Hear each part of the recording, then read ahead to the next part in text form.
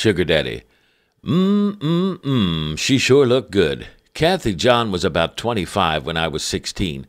That was about 1962. Kathy was spoken for twice. I'll explain later. Kathy was the wife of 80-year-old Wilbur John, a coal and land baron who lived about 12 miles out of town. Kathy wanted for nothing. She had the nicest and tightest clothing that money could buy, and I must say that she filled out the pricey items in a most splendid fashion.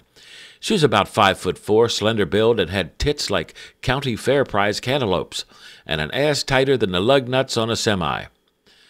She always sported around in a brand-new red T-Bird convertible. I'd see her cruising by in the summer with her chemically altered blonde hair waving in the air, her eyes hidden behind expensive sunglasses, looking forward, acknowledging no one, and possessing a sardonic grin like a Beverly Hills bitch. To all the boys in town, she was a turn-on. Just about all knew her story. Kathy started warming up to the old man about 3 years ago. She used to be a waitress at the New Creek Diner. From the get-go, she called him Sugar Daddy. The old man used to eat breakfast at the diner about every morning.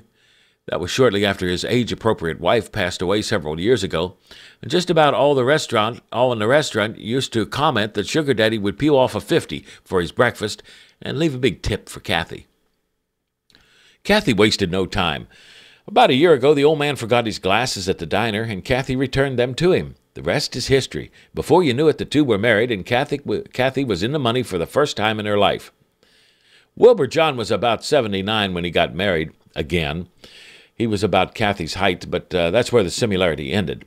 He was so damn fat that most of the time you couldn't tell whether he was walking or rolling.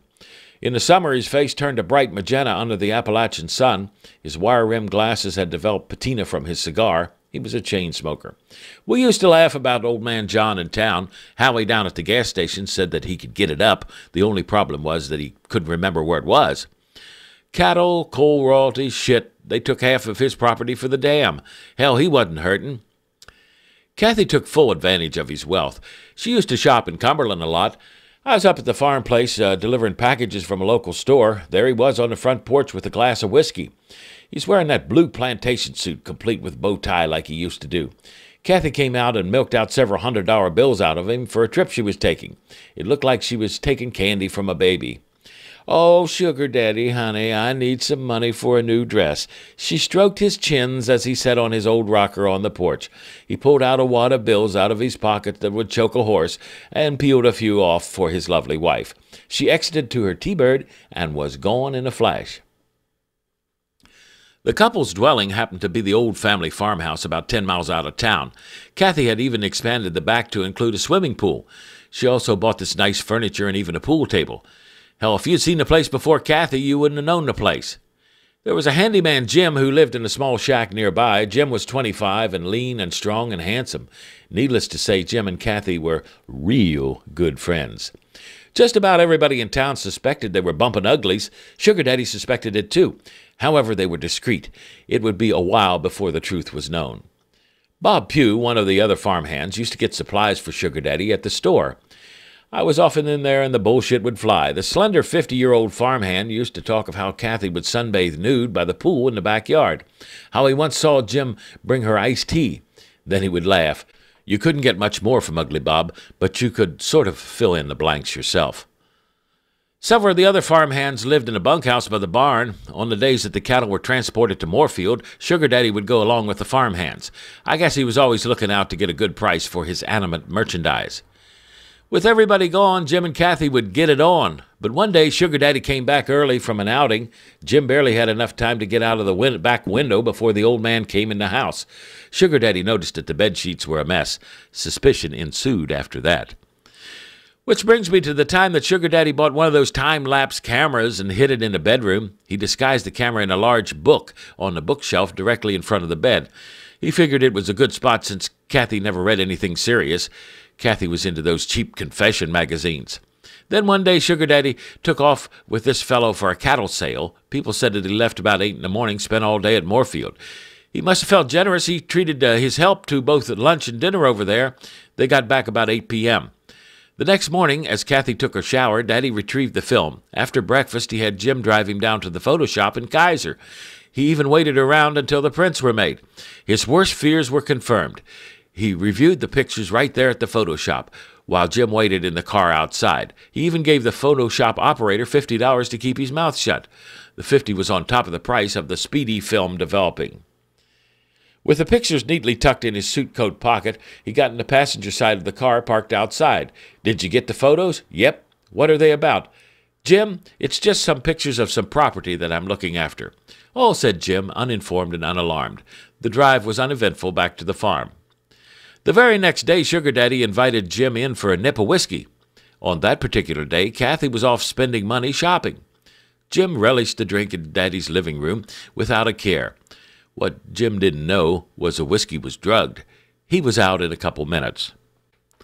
When Jim woke up, he was in the basement tied to a chair. About 5 feet in front of him was a table, and on the table a candle. Not just an ordinary candle, but one with a .38 embedded in it. That's right, about halfway down the wax of this huge candle was a cocked .38 with the barrel pointed at Jim's head. Sugar Daddy sat in a folding chair nearby. He spoke. "You know, Jim, the longer something lasts, the better it is, right, Jim?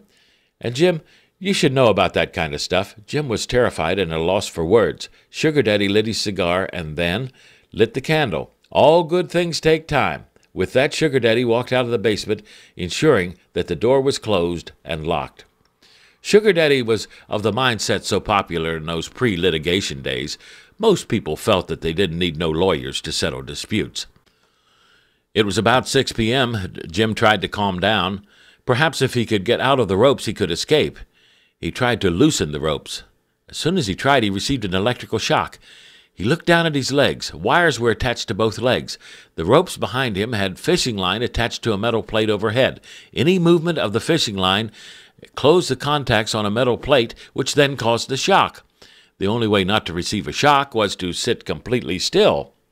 Several times his body moved enough to set off the shock. He had to stay especially alert not to move.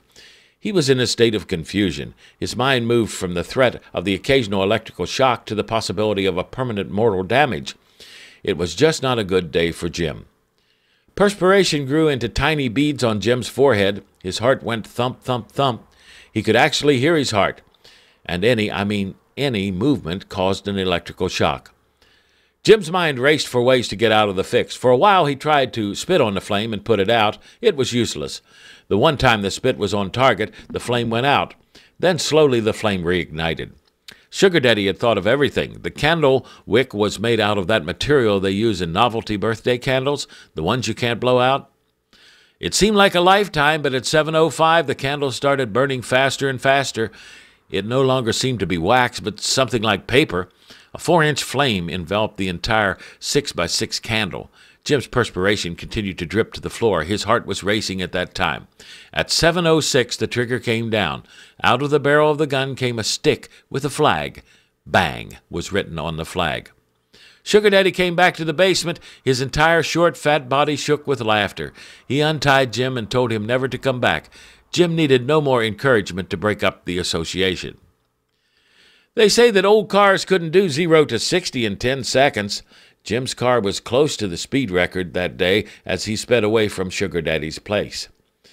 And Kathy never came back. The folks around town said that Jim saw her driving in as he made his exit. They both took off immediately. Kathy didn't even go back to the house to get her clothing or jewelry. Chester down at the bank said that Kathy came by the next day and closed out her private account. He said Jim was nervously waiting in her T-Bird. I heard that they both went out west. 6 months later, Sugar Daddy got him another squeeze. I think she was about 19.